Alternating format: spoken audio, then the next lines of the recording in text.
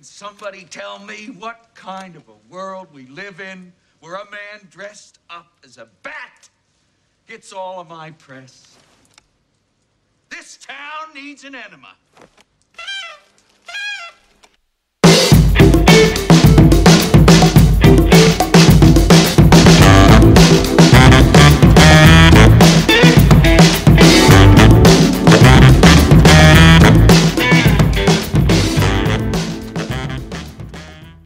Hey, it's a gal who would totally fight crime found in the seedy underbelly of our city, if only she had the time and could also do it whilst drinking a tasty marg, which is unlikely. Let's keep this idea open. It's Katrina Porter. Hi, Honest Serene. I have a follow-up question. Yeah. Are you saying that I couldn't fight crime and drink a margarita, or I couldn't not drink a margarita, so I therefore couldn't fight crime? Mm-hmm.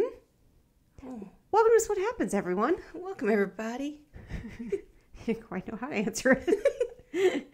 I'm just saying, if all of those, if you had the time. Yeah. And also you had like a back compartment storage for margaritas. Mm-hmm. Hypothetically. Okay, so each week, Katrina and I discuss a movie that both of us really, really, really love. However, only one of us gets to say anything good about that movie, and they are the pro of the episode, which means the other is the con of the episode and has to attack it. Our one rule is the con only has to attack, though, during the synopsis, and if they say anything at all good about the movie during that time, they incur a penalty. We'll have to say something fantastic about a movie that they hate, and the pro gets to decide which one. So, this week, as the pro, if Katrina catches a rule break from me, you're going to hear this sound. I'm in a glass case of emotion! This fucking sucks. Guess what I did because I was feeling like a bitch? What? I didn't put much trivia in my pre-synopsis. Oh. Oh. You bitch. I know. Oh. I was feeling... I'm already not happy about this. I know. Well, what are you gonna do? What are you gonna say it like that? What are you gonna do about it? What are you gonna do, Tears? Oh. Well, if I have to, if I must, I'm going to bat push this movie into a giant vat of nondescript chemicals. But don't worry, because all that will happen to it is it will now have clown white skin, green hair, and it'll giggle a lot. Sounds amazing. Well, that can only mean that we are doing 1989's Batman!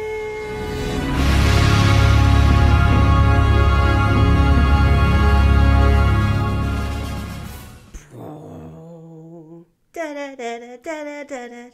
Wait, was that the Batman song? Bat dance. Holy shit. We're going to need to back up just a little bit. I like Batman. Vicki Vale. Vicki Vale. This town needs an enema.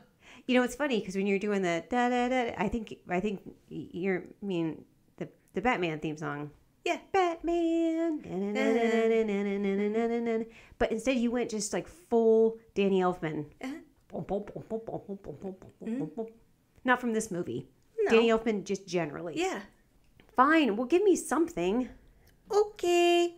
This was directed by Tim Burton. He hadn't done much. He said that he had never heard the term franchise before he had done this movie. And now he's like, everything is franchise. Uh-huh. Well, I mean, they're not wrong about that. But... Right. He was pretty dubious about Michael Keaton. Mm-hmm. Because, you know, everything he knew about, you know, Batman was muscles upon, you know, and... I remember this from Batman Returns. Mm-hmm. A little bit, yeah. Yeah. But as we all know, it's perfection. Oh, I can say it now. Oh, God, he is. He's my favorite Batman. Yeah, say it now. Yeah. Say it proud.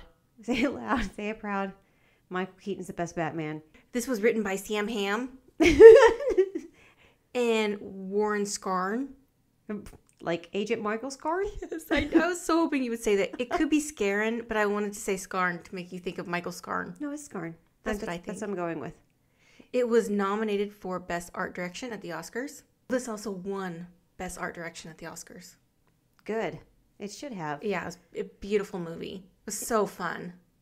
This movie, oh my God, I just don't think that people realized the cultural impact this movie had at the time. I mean, seriously. Oh God, the bat symbol was everywhere. Well, and McDonald's. I'm glad you mentioned that because that was a big deal to Tim Burton. Like to Tim Burton, as you see in all his movies, it's a big deal to him for the title, the beginning of the movie, to make a huge impact. So that's why he wanted the bat signal to be at the beginning of the movie. Like that was really important to him, and he wanted that to really separate this movie from the TV series. Whenever I think about this movie specifically, I think about Kevin Smith. I think director Kevin Smith did Clerks and Jane Silent Bob and all that. He was doing like an evening with Kevin Smith for a while where he would go on tour and answer questions like that. And he had this one thing about, I can't remember, somebody asked him about this feud that he had with Tim Burton. Because basically, this is right after Planet of the Apes came out. Yikes. Right. Exactly. That's appropriate. And the scene at the end of the movie, spoiler alert, is that they see the Lincoln Memorial, but it's now like a monkey's head in place of that. And Kevin Smith was having a talk with like a friend reporter of his, and he was joking about how he had something in one of his comics. I think it was Chasing Dogma, maybe. At the end of, or in one of the comics, it shows at the Lincoln Memorial with the monkey's head being replaced and all that. And he was like, that motherfucker ripped me off. And he's like, are you mad? He's like, yeah, tee-hee-hee. He was like, just, kidding. It's like, and he goes, yeah, I'll see. He's like, can I print this? He's like, absolutely. I love press. I'm a press whore. So, I mean, it wasn't that like a big deal. But eventually that got, like when he did the article, it was like, Kevin Smith is really upset about this. And then he told the guy, he's like, what the hell, man? What happened to the tee-hee-hees? So then Tim Burton heard about it. And they asked him, what do you think? And he said, oh God, I'm not going to get the quote right. He said, I would never, I don't read comics. Anybody that knows me knows I don't read comics. And he ended up saying, especially something that was written by Kevin Smith. But, right. But when he first said, when he was doing this talk, Kevin Smith was like, Tim Burton said, anybody that knows me knows I don't read comics. And he goes, which is obvious to all of us that saw Batman. Because he was pretty vocal, I'm sure it came up in your trivia, about how little he knew about Batman and read. And I remember this coming up in Batman Returns. Oh, I don't like that trivia. Oh, I'm sorry. I think they're okay now. Did you make that up to make me feel better? No, I probably... Well, Michael Keaton didn't know much about comics. He didn't know much about Batman. Really? Correct. I'm shocked by that. Yeah, he didn't. Wow. Mm-hmm. That's okay. And he was pretty dubious about doing this. Michael Keaton can do no wrong in my... Yeah. Yeah. And Michael Keaton is a comedian. Like, we talked about that. Yeah. Yeah, he's funny. Mm-hmm. And we'll get to that some. I want to mention trivia. I came in with the best intentions of including a lot of trivia because the amount of trivia that is available for this movie is endless. Mm-hmm. And I got overwhelmed, quite frankly. And I just like talking about the movie. So I ended up just being like, no. And I kind of stopped. So I don't have a ton of trivia. What do you think about when we release this? Because I want to encourage people to go back and listen to the Batman Returns. So maybe we can just re-release it? Yeah. Along with this one? Mm-hmm, sure. Because there's definitely going to be overlapping trivia. Oh, yeah. Both and so I would encourage people to listen to this one first and then listen to Batman Returns after. Yeah. And then go on iTunes and rate and review us 5 stars, please. 5 stars. Well, this had a budget of $48 million, and it made $400 million domestically.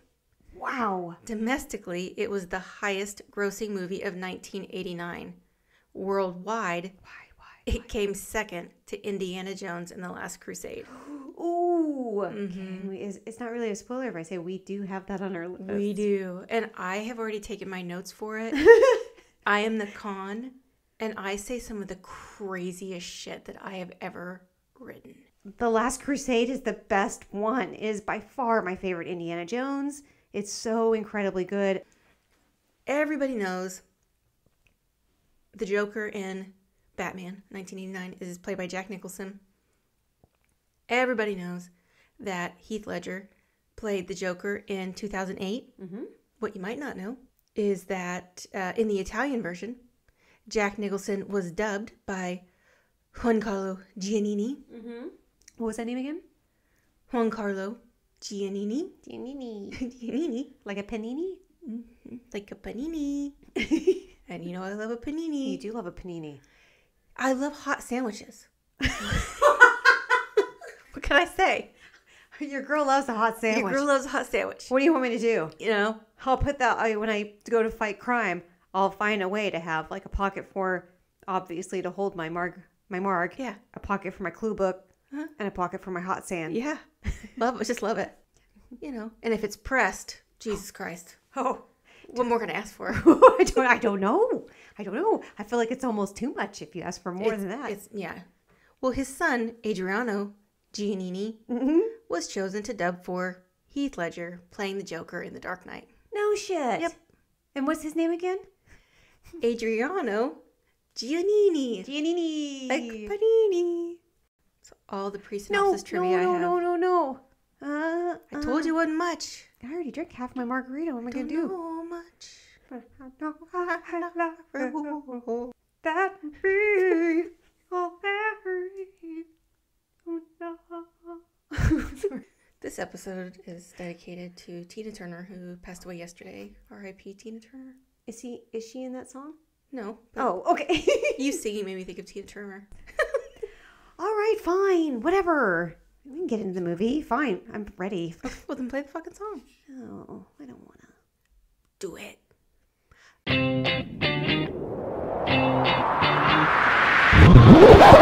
Let the games begin. Our movie begins with some mood music done by the brilliant Danny Elfman. Shockingly, he doesn't mean. I wonder how you can tell that it's his music. I wonder how. Brilliant.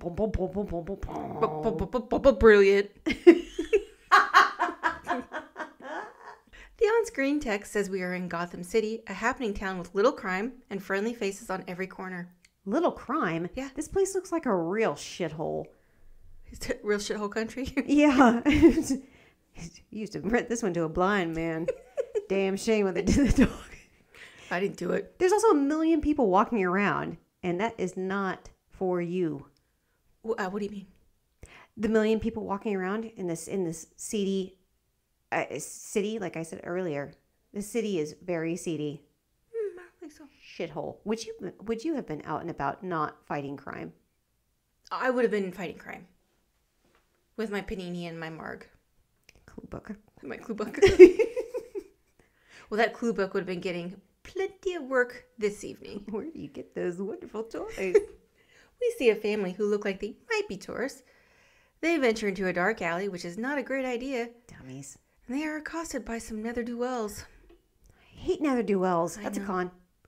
It is a con. Yeah, ne'er-do-wells are never doing well. Never. Not never. It's in the title. Well, the bad chaps are counting their ill-gotten gains when guess who shows up? Is the answer Jesus? Mother fucking Batman.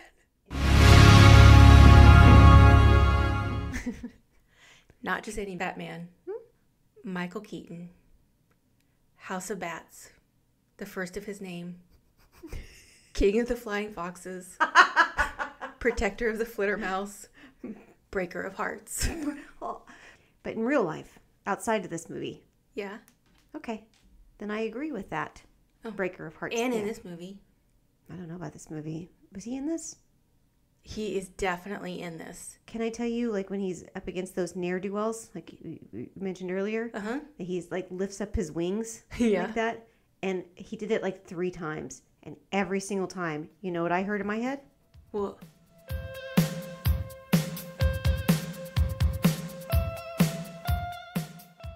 you heard Goodbye Horses? He was like James Gum, like, tucking his dick and dancing around. Well, Michael Keaton, who calls himself a logic freak, was concerned that Batman's secret identity would, in reality, be fairly easy to uncover. Duh. Okay, we'll see how logical he is. God, he's hot. He discussed ideas with Tim Burton to better disguise the character, including the use of contact lenses. Contact lenses? Well, they didn't do that. Okay. Ultimately, Keaton decided to perform Batman's voice at a lower register than when he was portraying Bruce Wayne. This technique became a staple of future portrayals of Batman in film, television, and video games, especially those of Kevin Conroy, who did the voice of the video game Batman, and of course, Christian Bale. Yeah, no shit. Christian Bale's like, hold my lozenge. Who sent you? What's that YouTube? The Bat Dad? Bat Dad? Bat Dad? Tables are for glasses, not asses. I don't know. I think that was pretty. I actually like that. The trivia? Yes. I think that it's good that Michael Keaton was like, hey, dum-dums, it's kind of what we all think. Like, how has nobody figured out that Bruce Wayne and Batman are the same person? Yeah. You would think that since he colors around his ocular area, you'd think that he would also darken the lower area, not blackface. That's not what I'm talking about. Ooh, frown upon that. I'm saying that there are other ways to disguise your face so that you don't immediately get recognized as probably the most recognizable person in Gotham City. You know when you see someone and they're out of context? You mean like Superman in Clark Kent when he just like literally takes off his glasses and straightens his shoulders? Yeah. Well, that's silly too. Well, these idiots try to shoot Batman, and they quickly learn that this is a mistake. Fucking DC. When one of the stinky fellas is begging to not be killed, he is told he's not going to be killed because he needs to spread the word about who is stomping out crime. The stinky jerk says, well, who are you? And we get the iconic line, I'm Batman. well, Michael Keaton came up with that line. What? Yes, he did. Are you lying? No, the line in the script was, I am the knight. Oh, actually, I like that better. You whore. You know, when Robert Pattinson just recently did it, I think everybody, because they said, who are you? In the trailer, remember before, I didn't actually watch it. It was good. I did not mind it at all. I got really excited about the trailer, actually, because I'm like, they didn't have any cutaways. Like when he's fighting, I'm like, this is fucking badass. But I think everybody expected him to say, I am Batman. And instead, I think he says, I am vengeance. Yeah, and he I does. was like, oh, God, that's good. Yeah. I think I'm Batman sounds cool. Maybe that only sounds because you're expecting I am. Never mind. Nothing. What do you have to say? Oh, you're gonna get a button push. There's no way you're getting through this. I think. Well, here's my. I think Zoe Kravitz is great and everything, and I thought she was great as Catwoman. But I thought Robert Pattinson was. I hated the Twilight movies. Well, we see Harvey Dent, played by Billy D. Williams. He's the district attorney of Gotham City, and he vows to get rid of these pesky criminals. We'll cut to a man watching Harvey Dent's press conference. Yeah. He's named Jack Napier, and he is played by the incredible Jack Nicholson. You know, it's funny you should say that Billy D. Williams. Action Jackson. He's not even drinking Colt 45 in this. You don't know that? Yes, I do. And they don't have that available in Gotham City. That's how shitty this place is. I told you it was a shithole. Anyway, it's funny you should say that because Billy D. Williams is in here. Fucking Lando Calrissian is in this. And he is in this for 4 seconds. He's in for 4 seconds in this. You get Billy D. Williams and he's barely in this movie. Most people don't even remember that he's in this, since he was immediately recast by Tommy Lee Jones like 2 movies later. Assholes don't remember that he's in this. Who doesn't remember that he's in this? People that have also seen Batman Forever.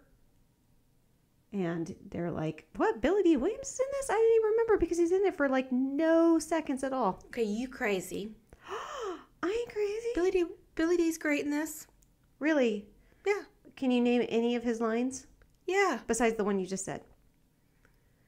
Yes. He said, "Where's my Colt 45?" Bitch. And we are having that parade. We're having that motherfucking parade. Where are the balloons?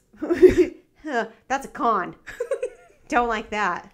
Well, are you thirsty? Yes. Okay, sit back because I've got some Jack Nicholson stuff for you. Okay. Okay, you can sit back. I'm not saying shit. Well, this is just a little Jack Nicholson Joker trivia. He received a smaller amount up front for this. I want to say like his paycheck was like $6 million or something like that. This little wily bastard was like, "I'll just take a little bit of the proceeds. We'll see what happens. I'll be fair." Well, he received a percentage of the gross of the film, and due to its massive box office take, he took home around $60 million. When adjusting for inflation, this equals to roughly $143 million now. Jack, can I borrow like 20? Just $20. Not even 20 mil. I'm not even talking about 20 mil. Just $20. He, of course, said that this is one of his favorite roles that he's ever done because it allowed him so much creative freedom. In Nicholson's view, while most characters have specific traits to which an actor has to stay true, the Joker's specific trait is that he's unpredictable, meaning that he was able to do whatever he wanted and still stay true to the character. So he loved it. He loved that he could be creative. He really enjoyed. He loved playing the character. I guess at one point, like he showed this movie every week at his house. That seems narcissistic. It's funny you should say he has so much freedom. That seems right because he's so over the top with his acting.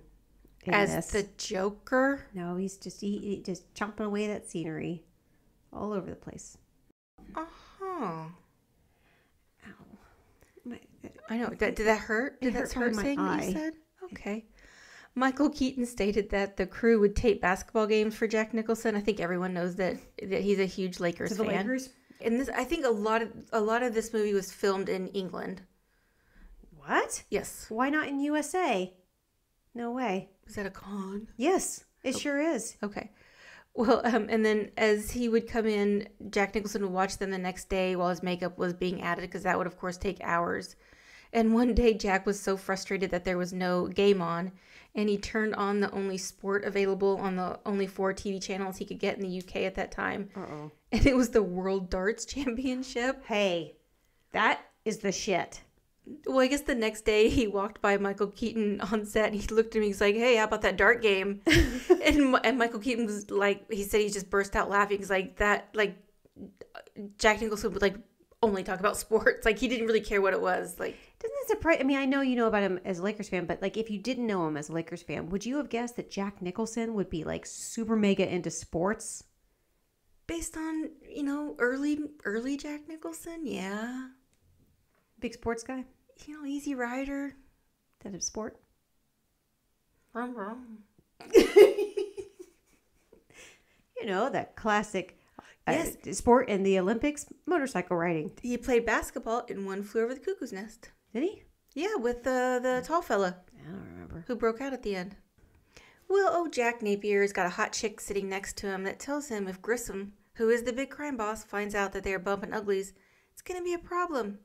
But Jack seems pretty unconcerned with this. Mm-hmm. You know who that hot chick is? I do. Who? Jerry Hall. Who's Jerry Hall? She was Mick Jagger's lady. Yeah. I wonder if that's how she got this part, because she is not good in this. And I know you know that that's true. I know she's beautiful. Yeah. What is she there for? To deliver lines. She actually has lines that they gave her. Well, we are back at the crime scene and we see a detective we immediately recognize as a scumbag named Eckhart. Mm-hmm. And he is definitely not interested in upholding the law. He is meeting with Napier for a little back alley bribery. They don't seem to like each other very much, and I have a feeling they might turn on each other at some point. At some point, somebody asked him if there's a 6 feet bat roaming around the city. Oh, I think that's when Knox is. That's what Knox is at the crime scene. Yeah.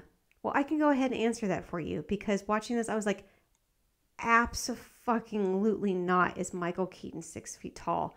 I love Michael Keaton, so I looked it up and I smugly said out loud, "Yeah, that's what I thought." He's 5'9". I wonder what you were talking about when we were taking our notes for this. Yeah, 6 foot, my ass. That's a con. He's 5'9". That's a con. He's 6 foot perfect in not my a con. dreams. He's not a con because he's 5'9". I think that it's ridiculous. People that were like, "I only date somebody that's like 8,000 feet tall." Those snooty little assholes that are like, "I won't date anybody unless you're 6'3", you short asshole, 5'11". I'm serious. There's women that won't even answer like they're whatever the dating apps are. Hinge. Is Hinge a dating app? Uh-huh. Is it really? Yeah. I think that that's silly, but regardless, he's not 6 feet tall. Not even close. Well, we're now at the Gotham newspaper with our good friend Knox, who's played by Robert Wuhl. Mm-hmm. He is one of the few people who tries to report on Batman. When Knox enters the press room, he is handed a cartoon sketch of a Batman, which is a bat in a pinstripe suit.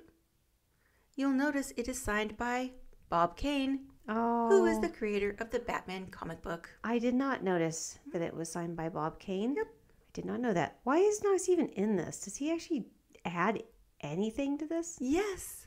Really? Yes, he does. Okay. He absolutely does, and I will tell you. If you say so. Well, this is when we meet the drop-dead gorgeous Vicki Vale. Vicki Vale. Played by the absolutely amazing Kim Basinger. In this movie, she's an award-winning photographer. If you've not seen the movie LA Confidential, she's incredible in that. She won an Oscar. Oh, she's gorgeous. Oh, she's so great. She's so great. We do have that technically on our list. We do. Just don't know if we're going to actually be able to do it. It's such a serious movie, but it's fucking brilliant. It is brilliant. Mm-hmm. And for whatever reason, just go ahead and chalk that to the entire pile that we have of Kevin Spacey movies. I know. We love his movies. I know. We actually do have Usual Suspects in 2023 on our list. Just love the art, not the artist. I know. Sometimes. Well, you know what? With Kim Basinger, you got to do both. Because she sounds like a real sweet gal in real life. I know she tried to buy that town. I know that she was... What's that? I think it was like Georgia or something. Or like a southern town, because that's where she was from. Uh-huh. And I remember that we talked about she getting sued for... backing out of Boxing Helena, which was definitely a good choice. Yeah. Well, Michelle Pfeiffer, who was dating Michael Keaton at the time... What? Was asked to audition for Vicki Vale, but Keaton was against it, saying it would be awkward. Pfeiffer would later be cast alongside Keaton as Selina Kyle / Catwoman in Batman Returns after their relationship had ended. Oh, that's just what I was about to ask. Oh, awkward. Anna. What? Anything that you or German Christopher Walken would have anything to say about that? That sounds... like a very difficult situation. How has it gotten worse? You'd think for sure I would somehow understand both a German accent and a Christopher Walken accent, but the two combined. Well, when people go back and listen to Batman Returns, they will hear you doing it, and it's so good. Vicki Vale and Knox decide to team up to get the scoop on Batman, and they are going to do a little recon at Wayne Manor that evening at a charity event. So you asked what Knox is doing in this? Mm-hmm. He is Vicki Vale's partner in crime. Does he need to be there? Yes. Can she just be there by herself? No. Why? Because he writes the articles. Does he? Yes. What did he write? Batman. Anything else or just big block letters? Batman fights accompanied crime. by her picture. No, fights crime. That's it. Batman fights crime. Yes. Well, we meet Grissom, played by Jack Palance. Mm-hmm. You know who was super fucking intimidated to work with Jack Palance? Jack Nicholson? Tim Burton. Oh. Very intimidated. I would think everybody would be. He's an intimidating fella. Right. I mean, because, jeez. I mean, Also, he's been 70 years old. He was 70 years old most of his life. well, apparently in this movie, and maybe for a while, he was deaf as shit. So Tim Burton kind of just thought that he was ignoring him. He could have been. Yeah. Could have been. If you were like getting hard of hearing, like, at some point in your life, wouldn't you just like blame that for ignoring people a lot? I would. Yeah. I might do that. Actually, I kind of do that now. I'm deaf as shit. I think Ty does it now. Good for him. I know. I'm not mad at him about it because I say some weird shit. No, that's the life I want to lead. I know. Sometimes I say some real crazy shit. What? Right. Well, Grissom tells Napier that he wants him to hit up Axis Chemicals and make it look like they have been sabotaged. Get rid of all the evidence of their shenanigans. What evidence? Papers. Papers. Yeah. That's all the evidence? Just papers? Just random papers? Well, probably pictures also. Of them doing said shenanigans? Pictures and probably fingers. Wait, actual fingers? Yes. Or fingerprints? No, fingers. I have to know more. What else do you think was going to be in that vault? Besides papers and pictures and fingers, actual fingers. Souvenirs. Party tricks. Souvenirs. Party tricks. Yeah. Novelties. Of course. Yes. Oh, I can't wait until we do Top Secret. That's going to be so good. Obviously, like when they're, trying to intimidate people into giving them information or doing what they want, what's more intimidating? They get out their box of fingers and just like shaking them in front of somebody. So are the fingers the souvenirs or are the souvenirs like actual souvenirs? No. Like welcome to Gotham. No, yeah, the souvenirs are like a visor. Like like I went to Gotham City and Yes. all I got was killed. No, it says Axis Chemicals. It's very specific to them. No, the fingers are like a scare tactic. I like that you're shaking it like it's a box. Like It is a box of fingers. It is. When they're intimidating people, they're like, "Do you want to be in here, motherfucker?" They're like, what is it? Fingers. Obviously. Yeah. Can't you tell? It's like a haunted house. It's like you've never Like reach come into the box. Those are fingers, Yeah. not hot dog weenies. Yeah.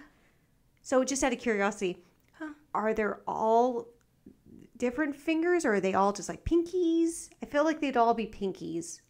No. I don't know why pinkies just feel more... It's all the middle finger.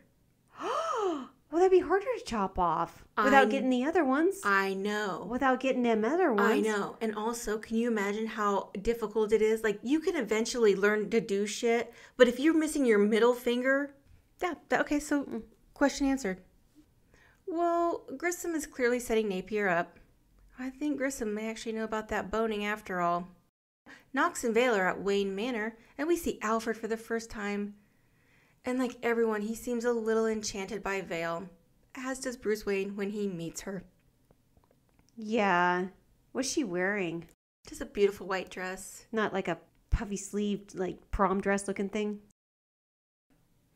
That intimidation box we talked about earlier. They have more fingers in it than she's going to get on prom night for sure. Oh, though Vixter is fine. Commissioner Gordon is at this shindig, and he is told that Napier is cleaning out Axis Chemicals, and they take off to catch him in the act. Knox and Vale run into Bruce Wayne, and she tells him that they are working on a story about Batman. I think they are seeing some chemistry between Vicki Vale and Brucey. Vicki Vale. Where are they saying these things? In a room full of stuff, cool shit. What kind of stuff? All sorts of stuff, like statues, mirrors. Mirrors, you say? Big one. Because then Knox goes, he should be called Bruce Wayne. Yeah, just a normal sized mirror, or A huge mirror. just for kicks, or is there any particular reason why there's a gigantic mirror there? Lipstick. Not because there's a shitload of cameras behind the biggest fucking mirror you've ever seen in your entire life. There's probably $12 billion worth of priceless... Well, I just said it was $12 billion, but there's probably $12 billion worth of cool shit in there. I'm not sure what state Gotham City is set in, but I bet that there's laws about recording without somebody. He needs to work on some of that back consent. Well, Alfred basically lets Bruce know that Everyone has headed over to Access Chemicals, so he might as well join the party. Mm-hmm. Napier quickly figures out that they've been bamboozled, and a very realistic gunfight breaks out around dangerous chemicals. Yeah, just definitely everyone be sure to shoot at as many guns as possible in a chemical factory. And also, I want you to show me a single cop on the beat that looks anything at all like Eckhart. And also him sneaking off is the most unrealistic part of this movie. That motherfucker isn't sneaking off ever, not once in his life. Does he sneak away without somebody seeing his sloppy ass? Well, I think that this movie represents a lot of Americans because it represents all body shapes. He's not a cop. Yeah, he's a detective. So- Eckhart's a detective. So detectives can look whatever the fuck they want? Yeah. No, that's not okay. What if they have to run? He looks a mess. Well, He looks a mess. He looks like he smells like a 7-layer burrito that has been sitting in a car for 4 days. Also, why is everybody just casually walking around random smoking chemicals shooting all over the place? Well, I have an answer. Oh, good. Well, Bill Nye, the science guy. Well, I hate when you do that. he did Birds. a segment about this. Careful. He did, and he did a segment about it, and because he likes Batman also, and Axis Chemicals was actually a plant that made non-explosive fireworks, so babies could enjoy the 4th of July. Because that's what's been lacking so far is babies being able to enjoy the patriotic holiday. They were called bummers.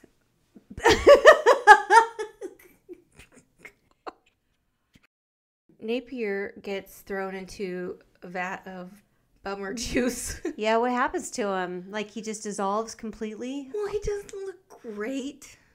He gets a little... He's a metal chair getting dragged across a concrete floor? Well, that's not what it was intended for. It was intended to allow babies to enjoy the 4th of July.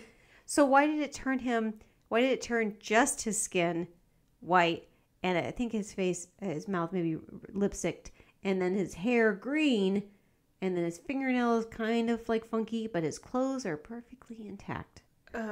Science. You bitch. Because remember those ice cream things that were like the things that were shaped like Why are you giving a hand job to like the air? They were they were shaped like the rocket ships, and they were like blue and red. It's getting worse. And white, like those little. Well, that's what the fireworks are supposed to look like, and that's why he turned into those colors. Like popsicles? Yeah, But his hair turned green. Chemical wasn't ready yet. it wasn't. This was a. Look at your face. It's like I just gave you I just opened an exit door for you. Well, yes, because this was a research lab. Do you see bummers on the market today? Juicy. This is a popsicle. This is a popsicle after transformation. Juicy. Vicki Vale and Bruce Wayne are on a date Vicki Vale. at Wayne Manor. Uh-huh. The dinner scene is pretty funny. Where they're at that gigantic table. Funny you mentioned that. Could he not afford a bigger table? I thought he was rich. The idea to have Bruce and Vicki sitting far apart was actually Michael Keaton's idea. He had a lot of input on this, didn't he? Because he thought it would be funny, and he's like, oh, I've actually never been in this room. All that stuff was his idea. Oh, and later on, like when he's hanging upside down, Oh yeah, I do recall. that was his idea also. Because he's like, it's fucking weird, and he wanted something kind of like dramatically weird to balance, to make the normal shit stand out, like, because that's strange. Mission accomplished. Yeah. That's what he got. A real weird fucking scene. Oh, that's almost a button push, because that's what he was going for. That's what he was going for. That he was going for like a real weird. Yeah, that's literally what I just said. I couldn't hear. Shut up. What? asshole. Oh, this is when he gets her drunk. I believe she's a grown-up and she consumed those beverages herself. Yeah, where she gets bat roofied. How dare you? Well, we see that Napier has survived, but doesn't look exactly like he did before he fell in the bummer juice. Oh shit. And his disposition hasn't improved much either. Why? Where is he at the moment? In surgery. Oh, at Gotham Memorial Hospital? He's a criminal. So, I mean, in the criminal division? He couldn't go to a reputable surgeon. Sure, but there's nowhere besides like an old flop house with a sign that just says surgery. Yeah, shocker, his wallet didn't survive. I mean, do you think he would have paid his bill no matter anyway? Yeah.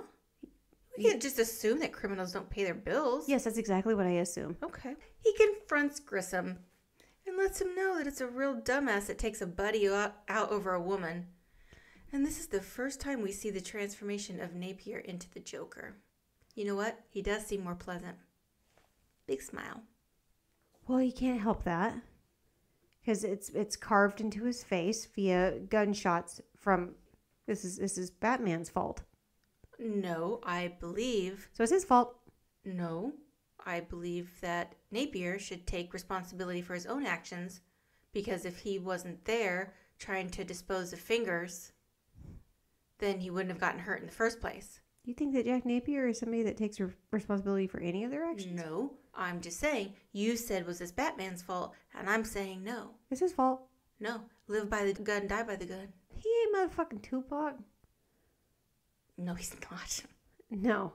Also, Tupac actually died, kind of. I mean, allegedly. For sure. Prove it. Because I'm just saying, he was still releasing albums after he died. Explain. So's Prince. Well, Prince isn't dead either. Oh my. Look, I don't have time to go into government conspiracies and how Thank all God. of these amazing actors and musicians and everything are being kept in bunkers underground in case there's a world war. Well, I'm surprised you're just not hearing about this. okay, well, the morning after, Vicki Vale is showing mild Klinger symptoms. But Bruce thinks he has successfully dodged this until Alfred lets Vicki know the stuff Bruce just said about his plans were bullshit. Whoops. Don't like that. Oh, Alfred. I don't like. Alfred. It's not Alfred's fault. Don't blame Alfred because because Bruce got caught up. I know.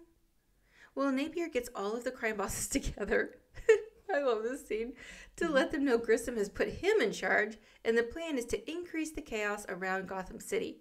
For those who don't want to get on board, they're going to get barbecued.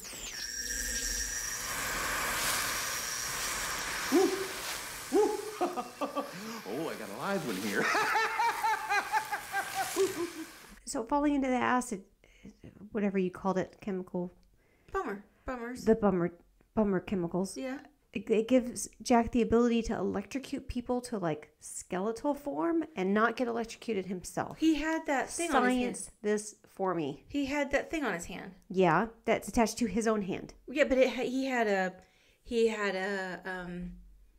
electrical deflector. Really? What's that look like? Metal? It looks beige. Back at Gotham News, Vicki Vale is trying to get the scoop on Bruce Wayne, but they got nothing. So she decides to follow him, which is not crazy after the first date at all. I wouldn't do that. What? Yes, you would. You're thinking about it now. Also, you'd think that Bruce Wayne would be way more aware of when somebody was following him, especially somebody like Vicki Vale. He needs to work on his bat spatial awareness. And why is she picking up his roses? Those are dead parents' roses. Well, okay. Rude. This is what I'm saying, and I would love to hear you disagree. Oh, I can't wait. The person who did her wardrobe was phenomenal because she looks incredible in every scene. And obviously he can't see her because she's wearing all black. She's wearing a beret. Yeah. You would spot somebody wearing a beret from like a mile away. I would. Anybody would. A beret is not something that people wear often. He's not paying attention. He's so focused on his grief. Well, we see Bruce dropping some flowers by an old movie theater, and he's looking kind of sad, which only makes Vicki more intrigued because he is hot and she's a straight woman. So that's basically like straight woman It was the opposite of bummer juice. Right. She's like, oh no, he's sad. He's dropping flowers. Splash. Manna from fucking heaven. Well, I guess I'll go save him. We see one of the crime bosses on the steps of City Hall, and he is saying that Grissom put him in charge. Uh-huh. But then the Joker shows up dressed like a mime. A mime. This is so good. Do people like mimes? Well, I don't know. Do you like mimes? Well, I liked Johnny Depp in Benny and June. He wasn't a mime. He kind of did, though. That one scene, though, he Nope. was kind of pretending to be a mime in that one scene. No, he was pretending to be Buster Keaton. Yeah. Actually, no. He was pretending to be Charlie Chaplin. Okay. In that, and then, or also Buster Keaton. None of them were mimes. I know, but it was kind of like pretending, kind of. No, mimes are creepy, and this is definitely a hill I'm willing to die on. What? They're not a Jack in the Box. No, that comes later. Thank you, though. Well, he pokes that guy in the neck with a quill to teach the kids that crime doesn't pay. The Joker is just out here teaching lessons, people. Shouldn't it have been like something money related if it's like crime doesn't pay? No. Why a quill? A quill is like, it would indicate like crime doesn't write. Doesn't write your check to freedom. Yeah, that was fucking beautiful. Thanks. Has nothing to do with the movie, but it's fucking beautiful. Thank you. Bruce has a look on his face that there's something familiar about the Joker, but he can't quite put his bat wing on it. The Joker is pissed because even though he is a troublemaker, the press is still focused on Batman. And he says one of his best lines. This town needs an enema. Oh, I don't like enemas. Well, who does? And I also don't like cornflakes. Follow-up question. Yep. Were there cornflakes in this scene? I'm so glad you asked. Okay, so the person, Kellogg, like they're the Kellogg brothers, like the one that created like cornflakes or whatever, mm-hmm. He also had like this, not a ranch, but a place where people would come and like have like health things, but it was a whole lot of enemas and also cornflakes. Well, the Joker's main henchman, who, by the way, is in this movie because he is one of Jack Nicholson's friends. Bob. Well, he took some pictures of the crowd and nabbed some of Vicki Vale, and the old Joker is smitten. Stop the press. Who is that? That's Vicki Vale. Vicki Vale. Just like everyone. Well, next we see a woman give us some news about a couple of models who recently passed away after a mysterious illness, which left a strange smile on their face. When the news anchor starts laughing like a silly goose. This part is so funny. This movie is so good. The Joker takes over the newscast and lets the public know that Axis Chemicals has placed their chemicals in everyday products like shampoo and conditioner, deodorant, etc. And basically everyone is screwed. Well, despite this, the mayor is still pretty focused on having the festival. The festival. Which, in the interest of being fair, because this is fair and balanced, right? What you and I do here. Like Fox? God, stop it. You said it. Stop it. You said it. No. What? Stop. Having the festival, I will say, does seem a little unnecessary at this point, but I appreciate his enthusiasm for a party. This is the Joker. I'm talking about the mayor. Oh, the mayor? Yeah. Who is... He probably could let the party go. The mayor who is... What's his name? I don't know who the mayor is. You'd think you would. The mayor. No, why do I care? Well, he has more lines than Billy D. Williams and the commissioner. He has more lines than the DA and the commish. And yet we don't even know his name. The Joker sets a pretty elaborate scheme to meet Vicki Vale, which does send the message that he is willing to go the extra mile to let her know that he is interested. So he arranges to meet her at the Gotham Museum. Vicki thinks she is meeting Bruce, which is pretty sneaky on the Joker's part. Okay. He does keep her waiting for a long time, which is quite rude. Okay. It was not nice.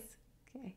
Jack Nicholson did say he didn't really love this part because he loves art. So Yeah, he didn't love the defacing the art part of this. He looked like he was having a blast. Yeah, he didn't really. Huh. Yeah. You know who else didn't like this? Who? Me. Oh. I did not like that. I respect the arts. I don't find this amusing at all. Well, a present shows up at the table. You like presents. And you love handwritten notes. I love a handwritten note, but I like giving gifts, not receiving them. I'm skeptical when I receive a gift. It makes me nervous. Also, he says he's the world's first homicidal artist. There's no way that that's correct. Okay, but hey, remember I gave you a gift for Mother's Day and you loved that. And I wrote a note on it. That's different. Obviously, I always like the gifts from you because we share a brain. See, it's basically like this. It isn't. Oh. They don't share a brain. That would be weird. Well, the note does say it's urgent and to put it on now, and it is a gas mask, which I will admit, again, being honest, is a little strange. Also that it's like lime green and purple or something. That is very colorful, though. It's in the Joker's, like, it's in his signature colors. That is very creative. Like blush and bashful. So he does coordinate. So that's the pro. I would like to know what you think the Joker's signature's colors are. If not blush and bashful. Lavender and aubergine. Purple and purple. Your colors are purple and purple. My colors are lavender and aubergine. Oh, that's really good. I really like the word aubergine. You goddamn bitch. Well, very quickly the museum starts filling up with gas. Or gas, according to my notes. You mean like brand X? Right. And everyone starts keeling over, but it is just sleepy time gas, not dead time gas. How do you know? Because they woke up When? later. Didn't see that. Deleted scenes. The Joker shows up with his crew and they get a little creative with the artwork. Hate it. But don't worry. It's all erasable paint. Is it? Then why did Jack Nicholson hate it? Because he didn't know it was a prank. The soundtrack was written and performed by Prince and it's fire. Anna, what do you want to say about the soundtrack? Anna. Why is he the only one on the soundtrack?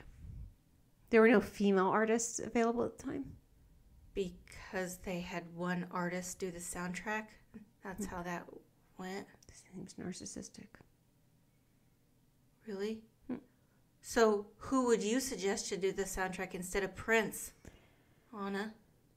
Engelbert Humperdinck. Really? Yeah, retro was really in at the time. Oh. Mm-hmm. Remember that story where Ty was at the Prince concert and he got pulled on stage to dance because like they were pulling a bunch of people on stage to dance and Ty's like 6'3", Yeah. and Prince is not. Yeah. And like Prince was gonna like high five him, but like or like Ty was gonna like high five Prince, but it was like a low five. Like Prince was down there. That's a con. I am working so hard to not get a button. My God. Flames? Okay, so I know we'll talk about Alicia because she shows up here, right? Yeah, Alicia shows up and, you know, the Joker... It's Jerry Hall. Is Jerry Hall. Yeah, Alicia's Jerry Hall. She's a supermodel. She was the girlfriend of Mick Jagger for a while. Beautiful. Well, the Joker's been experimenting a little bit with the girl's face. Uh-huh. She's wearing like a hard mask or something. Yeah. To cover up that super gruesome, gory face that he's given her. Well, I mean, it's strange. It's a little strange. A little. Yeah, it's weird. Yeah, but when she removes her mask, it's like it's supposed to be this moment, and it's like a couple of scars. You know what this feels like? Cassandra with a K in Warlock, where she's like, I'll do old age makeup, but I'm not doing no fucking nose. I'm not doing no fucking brows. I'm not doing it. You know, you can put some like weird hair on me and like a couple of wrinkles, and that's it. That's what this looks like to me. Jerry Hall's like, absolutely fucking not. This is silly. If you saw that person in real life, you would try not to look, but you'd be looking at that person and be like, what the fuck does that person have on their face? Okay, so I do have a big question about this scene. Okay. Vicki Vale thought that she was meeting Bruce Wayne here for dinner, right? At the museum? Yes. That's what was going to happen? Yeah. So besides dealing with all that Joker nonsense and whatnot, Yeah. she also doesn't get any dinner. No dinner. She was left there sitting for hours just drinking water. You know what? She should have ordered food. Should she have? Yes. Would you have? Absolutely not. No, of course not. I would have sat there pissed off, so then later on I could be like, I'm going to hold this over you for years. Sounds like a con. Sounds No. like it sounds like that would have really ruined your night. Besides all of that other, you'd have been like, you know what? I saw a bunch of art being ruined. I had my time wasted. I thought I was going to see Bruce Wayne. I had some psycho like come at me and show me his like weird, like mildly fucked up girlfriend, and then say a bunch of weird shit and then insult all of my art and be like crap. Oh, this weird shit's nice. And then also on top of that, no food, not a food to be found or booze. All she's drinking is water the whole time for hours. She could have ordered some wine. That's rude. I would have actually ordered wine. I know you would have. I would have too. But I would have ordered food, though. no, you wouldn't have. We already established this. You wouldn't have. You would have gotten mad and sad about it all night and then bitched about it later. I know, that's what I just said. But that would have been a gift because you know these two are going to date. And then she would have had this in her back pocket to use later on when he was trying to gaslight her about something. She'd be like, listen, motherfucker, I was in that museum for hours and hours and I was starving with that psychopathic clown. Well, I don't appreciate you dismantling my argument so quickly. I rest So my fuck case. you. What? Well, also, there's absolutely no way the Joker's a Pisces. Well, none of that matters because Batman comes in and he crashes the party literally. And the Joker says, Where does he get those wonderful toys? I'd actually like to know that too. Where does he get those wonderful toys? Alfred Bat by? makes him bat pie? Yes. Well, that doesn't exist. Alfred does not have time to make that. Alfred's got time. So he also made the Batmobile and the Batwing and the Batcave. You know what? We're not meant to know everything. Wouldn't it Thank be God, because we don't know shit. Would this movie be boring if they gave us every freaking detail? No, I love details. And so do you. Bat and Vicki hop in the Batmobile, which is fucking awesome. And even though the Vixter is looking a little overwhelmed, I think she's kind of into this. Girl, I get it. Speeding, am I right? Batman and Vicki hop out of the car. Mm-hmm. Oh, and you can see that, you see Vicki take her shoes off? Yeah. Okay. It looks like there's no apparent reason for that. It was actually due to the fact that she kept scraping the paint while getting out. The paint was imported from Japan and was very sensitive, so it kept needing to be resprayed. So that's why they had her take her shoes off. Well, those clown fuckers are hot on their trail. Up until this point, I am 1,000,000% on Batman's side. Mm-hmm. But when he asked Vicki Yeah, how much she weighs, I was not into that. That's bat rude. Well, like you needed to know that for that flying zippy thing? I don't think so. Well, this scene where some of Joker's clowns try to fuck with Batman is kind of funny. Because he basically just knocks them out. It's kind of funny, right? I don't remember. You do, right? I can tell by your face. I was still thinking about that weight thing. Oh, stop it. Flames. Well, Vicki gets a few pics and thinks she's cute by hiding the film in her boobies. But if she thinks old Bad Eyes isn't going to check there, then she might need to see if she had a dose of the Joker's dum-dum potion. Oh, yeah, because he has not quite yet found his back consent. Like when he takes the film from her cleavage and then dumps her ass on her bed, like he bat roofied her. We don't know that that's what happened. All we see is he's like, you have something that I want, and then whoosh, dun it, dun it, dun it, dun it, and then we see Gives her a hug. and then she's like flailed out on her bed on the corner, damn near falling off the bed. So he just plopped her ass down on the corner, and she wakes up. She's like, oh, I'm so groggy and so fucked up because obviously I was bat drugged. And then she's like, where's that film? Oh, he touched my titties. None of that. Batman has figured out that the Joker is using a combination of products to kill people, and he gives her the info to take to the press. He does take the film from her, but he didn't give her did she get consent to take his picture? Where were they when he took this from, like when he's giving her all this information? Where were they? In the Batcave. Yeah, they were. Yeah.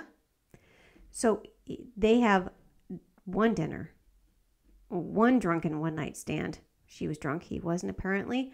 And all of a sudden he's showing her the Batcave. And also there's no better place in that whole cave to park that Batmobile, then right on the ledge like that? Could they not get like a bat barrier, or like what are those like the dangling tennis balls that you put in remember like a grandpa like those dangling he needs like a bat tennis ball to say where he should be parking his vehicle. I know, but all around it there's like that nothing. There's netting, so if you fall down you just bounce right back up. It is so much, it's fun. He's like, careful, watch your step, by the way, you're an inch away from falling to your death. No. And then like a whole bunch of bats are gonna fly up and fucking scare you, and then you're dead. Vicki Vale. No. What? No, none of that happens. But he does give her information that she needs for her scoop, which is what she really wants. The scoop? Yeah. She needs that scoop. She wasn't so disorganized that she doesn't immediately pick up the phone and like, can we get this right into the press? She's fine. Our girl's fine. God, I almost got another button push right there. Mm-hmm. Fuck. Woo! Well, the Joker is pissed that Batman has thwarted his plans again. And Alfred is busting Bruce's balls about Vicki. Bruce goes over to Vicki's house to say sorry. Uh-huh. But we all know that means to get some ooh la la. No, it means he's going to tell her something that he shouldn't be telling her. Well, since they just fucking met. Well, and who can blame him? Because she, as is in the case in every scene, looks gorgeous. Got that braid. Got that little braid. Why does she keep popcorn on her mantle? She set it down when she went to open the door. Did she really? Yeah. Oh, you're lying. I don't know. I wasn't in there. I wasn't either. It just seems weird.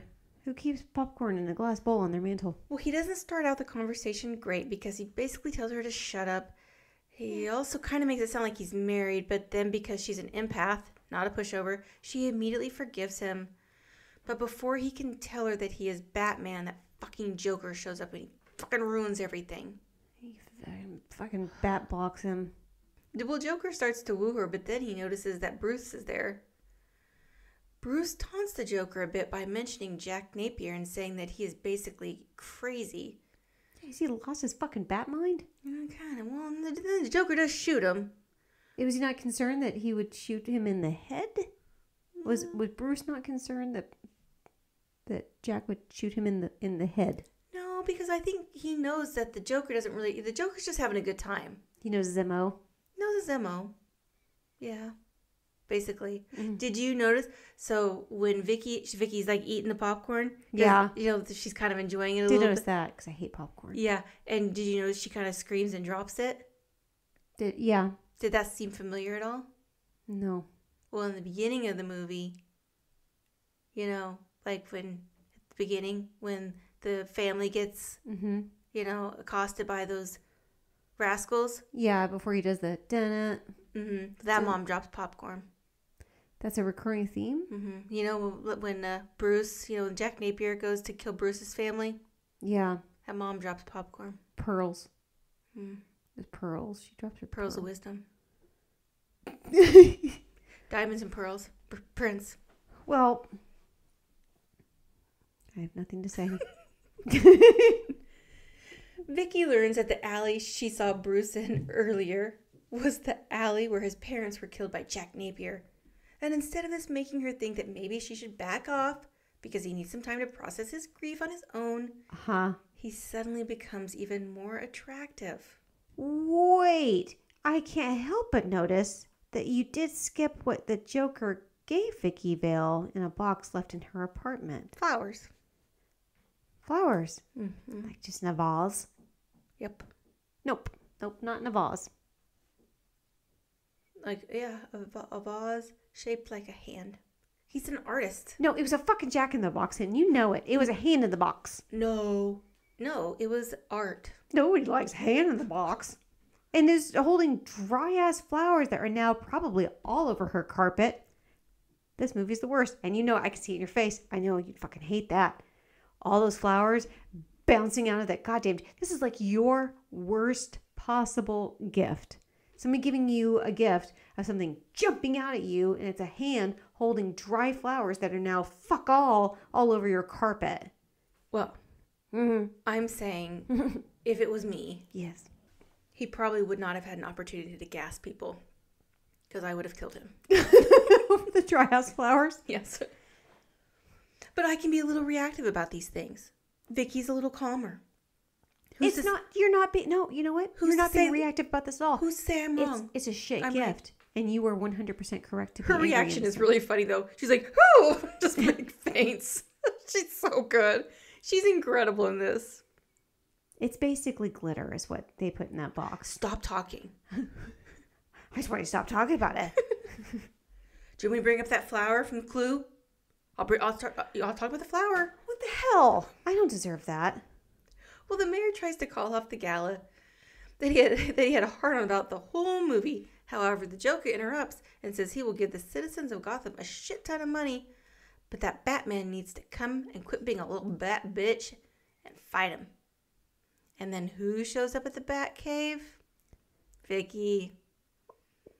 Yeah, how did she get there? Alfred. Alfred! You sneaky rascal. No, not never. Alfred would never. Alfred. This is the most unrealistic part of the movie. Alfred would. Maybe. Oh, you know what? No. That they have fallen in love after, drunk rubbing fronts, one time. That's possibly two. I can't tell how many times he roofied her. At least twice. So maybe they did some bumping. I bet they did it 4 times that night. Doesn't matter. That doesn't equate to love.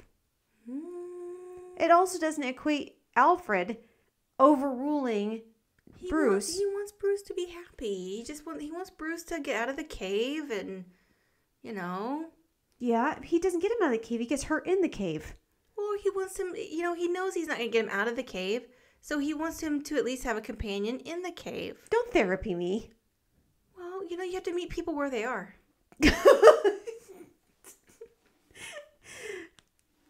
Why not meet them in a not extremely secret location? Is that where he is? Do you mean emotionally or physically? Yeah. Yes, I do. Oh, is this when Batman kills a whole bunch of people? Well, you can tell Bruce is pretty stoked that Vicky's there, but he's not going to put the Vagine on a pedestal and forget about his responsibilities. Meanwhile, the Joker is just willy-nilly tossing money all over Gotham. Vicki and Knox are on the scene because they don't trust it. But then Batman shows up to fuck things up. Oh, I'm so sorry, but that you also just skipped where Batman goes to the factory and kills a shitload of baddies. False. Or one of the 100 other times he kills people in this movie. Also false. Batman famously has a no-kill rule. And he's killing people left and right in this. None dead. What? Yes, they are. No. Who survives a bomb attack? I didn't see people die. It's implied by the bomb and Huh? explosion. Oh, no. Anna. This could be nonsense. Anna. That's not a real bomb. It's a bat bomb. It sure is. It was a firework. A firework would get... Did you see that explosion? No, it was a firework. There are dead people, probably missing fingers from the explosion, not from being in that gang. No, it was an illusion. What? No, it was... No, what? No. Huh? What? No. It was an illusion. It was a bat illusion. Like a magician? Yeah. Oh, good. I'm so glad you said it because you fucking hate musicians. Oh, not musicians. You hate magicians. Well, this movie isn't about me. Nobody likes magicians. I'm sorry, magicians. They have been working 15-hour shifts, and they're like, God. The runts? The grunts? The people at Access Chemicals, they're like, God, just a magic show or something. And Batman swung by there, threw a firework. That's fucked up. No, he's like, here's a magic show. Here's firework. Poof. Yes. Yes. Thanks, Batman. You can do everything. And then he goes to do other stuff. Now they're all inflamed. No, they're not dead. They all literally have flames on the side of their faces. It's an illusion. Burning their faces off. I didn't see anyone die. Well, it's PG-13. Prove it. How is Knox able to survive the gas attack? He put that mask on. That's a flimsy-ass white mask. That ain't no N95. No, it's a good one. I could see it had the inside flap. Flimsy. It was in his fucking trunk. Why does he keep a mask in his trunk before COVID? Okay, well, I didn't know I was going to have to explain everything. So he volunteers for the United Way on the weekends, and that weekend what they were doing is they were painting the fire hydrants, because you have to paint the fire hydrants, and you paint the fire hydrants based on the color of the year that they were done, and that lets the firefighters know how much water's in them. Well, that sounds very sound. Why don't we do that? That's a con. We actually do that. I volunteered for United Way one time, and that's how I learned why they paint fire hydrants certain colors. Well, I don't like things that I can't argue. Fuck you. Unfortunately, the Joker does release a shit ton of gas on Gotham because he is an evil prick. Asshole. I'm just going to say it. I don't think the Joker's very funny. I agree. Okay. Vicki starts running over people because if there's one thing a woman can do when going gets rough, it's drive really erratically and fuck shit up. Nice representation. Representation matters. And she is driving like an absolute dick. I stereotype men all the time. I kind of felt like I needed to throw that one in there. Did you? Because she is kind of driving like a woman. Do you drive like a woman? I drive like a maniac. Yes, I kind of drive like a dude. Yeah. Yeah. Oh, well, speaking of driving, I don't like how Batman drives the Batwing. I get motion sickness easily. It's gone. Well, Batman steals all the Joker's gas balloons, and the Joker is pissed. My balloons. Those are my balloons. He stole my balloons! And in a moment of reactivity, he does kill poor Bob. His buddy. It's not nice. The Joker shoots down Batman's plane with an excessively large gun, and the sexual innuendos are too obvious even for me. How does that long gun take the Batwing down?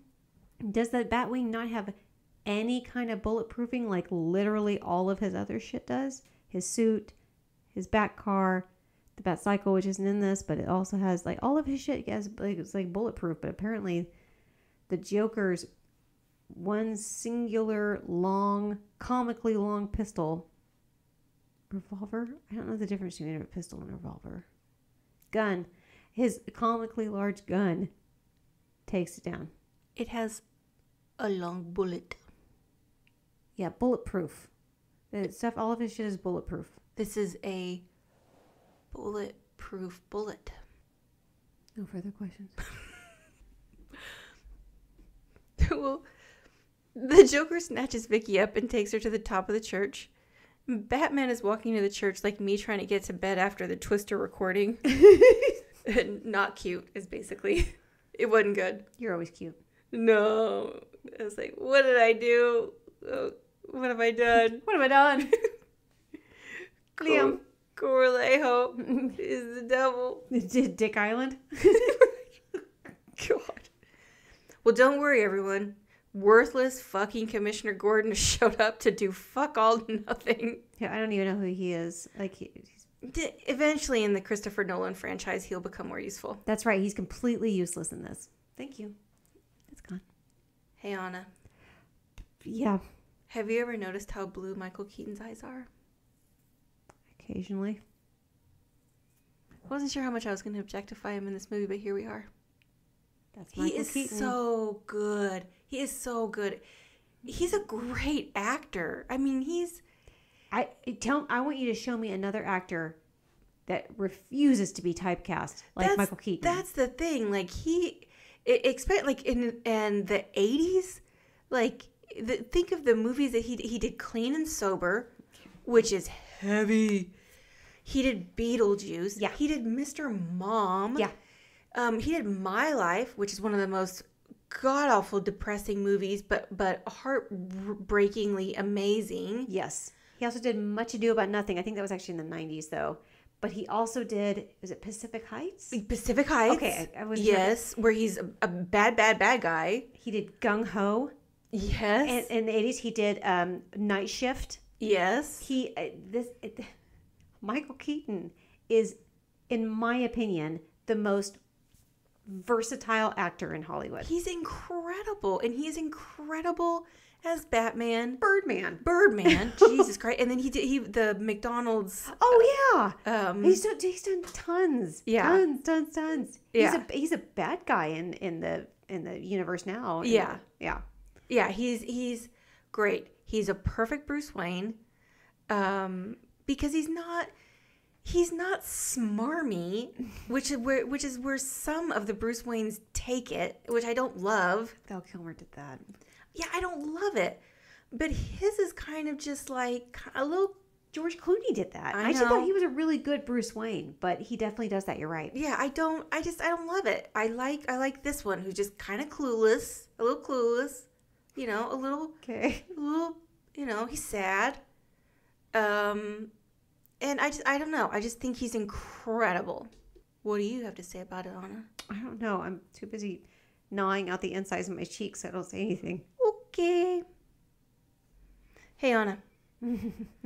Isn't it funny how the Joker's people really intensely try to fight Blue-Eyed Batman, and he just kind of bats them away, so to speak? Oh, I see what you did. He does a bat. Yeah. Well, Vicki pretends to be into the Joker for a second to distract him, and then Batman proceeds to start fucking him up. Okay, hold on. Hold up. First of all, the Joker and Vicki Vale dance. Yeah. And it's almost like the exact same choreography as Lily in the slutty black dress shadow legend, the lady thing in Legend. And she's not in this. And there's Tim Curry. That's gone. Well, everyone can't be in this movie. Can Tim Curry be in this movie? No, he was doing Chorus Line. It's not. Oh, God. And she was in Ferris Bueller. Nope. There were quite a few years. Look at you. Did you guys got a little something on your desk there you're carefully inspecting? Yep. Also, did Vicki Vale just fake attempt a blowy to the Joker? Because I was curious about that. Yeah, nothing says PG-13 rating like an oral sex gag. It's like, Vicki, where you going, girl? Girl, I thought she was supposed to be like a strong, independent woman, and she's like, I'll go down on you, fella. Just don't look over there. I mean, that's commitment to excellence, if you ask me. Ew. I'm just saying. You saw what the nondescript acid shit did to his face and his hair and his fingernails and all that. What do you think it did to his dick? I don't know, but am I crazy to be a little curious? I'm extremely curious. I mean, I kind of want to find out. I definitely want to find out, and they don't tell us. That's a con. So maybe that's what Vicki's doing. She just wants to poke around. She's investigative. She's like, I'm not doing anything. I just want to take a peek. Mm-hmm. The Joker starts bitching and says the Batman made him, and then Batman points out that the Joker made him first by killing his parents. Oh, fuck's sake. Then the Joker thinks he has the upper hand after he knocks Batman and Vicki off the church. Mm-hmm. But then, as he fucking deserves, he gets chucked off the church himself and splattered all over Gotham. Who's laughing now, bitch? 2 quick questions. Okay. 1. Couldn't Batman just have used one of his wonderful toys earlier to save himself and Vicki off the ledge? Well, he also didn't want the Joker to die because he hasn't killed anybody. You are high as a Joker flying a kite. I haven't seen anyone die. Okay. Well, I do have one more important question for you. You said that the Joker splattered. Yep. That's not accurate. Right. His completely intact body at the bottom with just maybe a teeny tiny bit of blood. Wouldn't the Joker's body have been messier after falling? Because I'm telling you that a body falling from that height, the cells would rupture, bones would shatter, bowels would evacuate, blood would be everywhere. And it does not matter how I know this or why I know this. I don't need to explain any further. You're not a cop. I'm not being detained. I'm just saying it would have been a messy scenario. And he's fucking smiling at us with his, like, not even like this, ha ha ha ha ha ha. His face is like smiling. His body is fully intact. Not a shattered bone to be found. Not a bowel evacuated to be found. Again, I'm guessing. Oh, no, I want you to stop talking. I'm guessing. Stop. This is all. I want you to talk. I want you to tell me why he didn't look like that. Well, I will. Mm-hmm. Because. No other questions for me, though. Okay. That's what happens when someone's body's filled with bummer juice. It just. He was a ticking time bomb to begin with. Yeah, it just, like his days were numbered. Yeah, he became a solid. It wasn't a bad way to go. Wait a minute. And he was laughing. Wait a minute. So that's the fluids that was in his body? Yeah. So if she would have given him one of these, she could have died. She would have gotten bummer juice? Yeah. In her mouth? Yeah, Batman saved her in so many ways. Emotionally, literally. Liquidy? Yeah. Well, all I have to say himself. Because if she'd given him a blowy, and that would have turned out, he would never been getting one. She would have had an excuse. She'd have been turned off from blowies forever. She's like, I'm sorry, I can't do that. Remember what happened that one time? And what's he going to say? Like, just try it. Baby, it's my birthday. Yeah. She's like, no. I got bummer juice that one time. No, this is a bummer birthday. Yeah. So sorry. Yeah. It ain't happening. He saved mankind, basically. Well, after months of bat shaming him, the powers that be of Gotham City decide that Batman is actually on their side. They quit talking shit on him, and then the bat signal is unveiled. It's the end of the movie, though, right? What if they had one of those for, like, Baskin Robbins? Baskin Robbins. It was like... Baskin Robbins, yeah. Like mint chip. Oh, I'm all about that pralines and cream. Mm-hmm. You know me. It's like, Like 30, was it 31 flavors or 33? 31 flavors, yeah. It's like that's what shows up in the sky? Yes. And then like an arrow. That doesn't exist. That's a con. The end. It's done. Yes. It's over now. I didn't get a I get gobsmacked. Seriously, the inside of my cheeks are fucking raw from biting them. I'm very proud of you because you love this movie. I'm so stressed out. So fucking stressed out. I'm even more glad that I didn't add more trivia because I liked that we just mostly talked about the movie. You almost got me with those flowers. I did not like that scene. Ooh, I did not like that. Oh, I love this movie so much. I had to watch it like 3 times just because I couldn't take my notes through it twice. I tried. Kim Basinger is incredible as Vicki Vale. She's really good. I think she's easily one of the best bat femmes. Mm-hmm. I'm not quite sure what the term would be. I don't want to say bat girls. That's not right.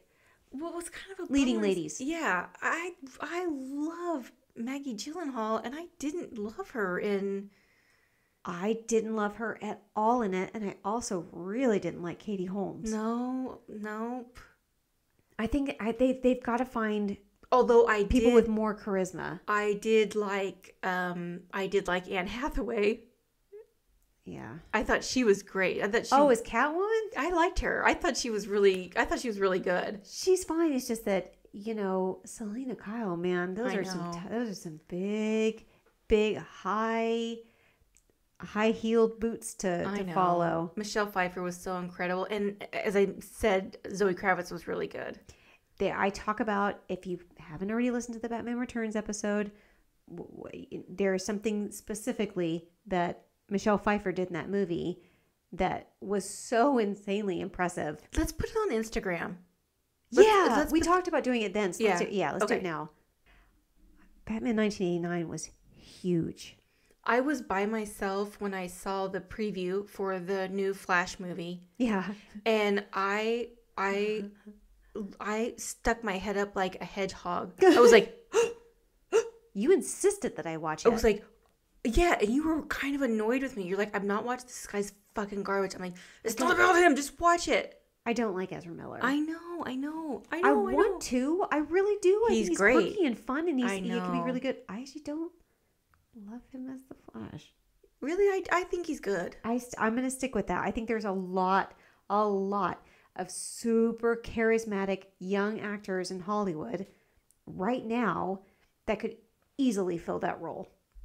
I really liked him in the Fantastic Beasts movie. Yeah. I very much liked him in that. I thought he was perfect in that. Yeah. I don't know. He was weird, but his role in The Stand was strange. In the news. Oh, the Trash Can Man? Trash Can Man was kind of not bad, but just... No, I mean, yeah, it wasn't bad. It was a different take. It's just that it was Matt Ferrer. What the fuck is his name? He was Max Headroom back in the day. He was great. Ferrer, it doesn't matter. But yeah, I am really, really, really glad we did Batman. I love it so much. Our next one is going to be so ridiculous. Yeah. There's very little trivia. You already you mentioned it briefly in the last one. Yeah, we're doing Major Pain. Yes. Not much trivia about it, which I was kind of bummed about, but yeah, we're gonna do Major Pain. So that's good. Your takes are gonna be real dumb. Dude. Anyway, what do you want to hear? Do you want to hear anything from here, or what should we talk to people about? I want to hear people's favorite Batmans. We're gonna get some emails. I know Dave in Iowa loves this one, which of course he does, because we're just on the same page with old Dave. There's gonna be we need to start releasing like some of the stuff that people say, because it's kind of hilarious. Yeah, but yeah, there was one person that was like, oh shit, I wish I could remember which movie it was. I thought it was really funny. I wish they had said something shitty about the episode, because that would have been kind of funny. But it was one of the movies we did, and they were like, "This movie sucks" or something like that. And that was like the entirety of the comment. It was like, "I don't like this movie." I was like "Oh, sorry." Okay. Fair enough. All right. We're all entitled to our different opinions. Just some are more right than others. Mm-hmm. No, it would have been slightly more funny if it was like, "This episode sucked," or like, That was a blast. I drink my margarita like a third of the way through the episode, so I guess I'm gonna get some more or something. Yeah, do it. Well, I can't wait to record Major Pain. Toot toot. All right, bye, Katrina Porter. Bye, honestly. Bye, everybody. Bye.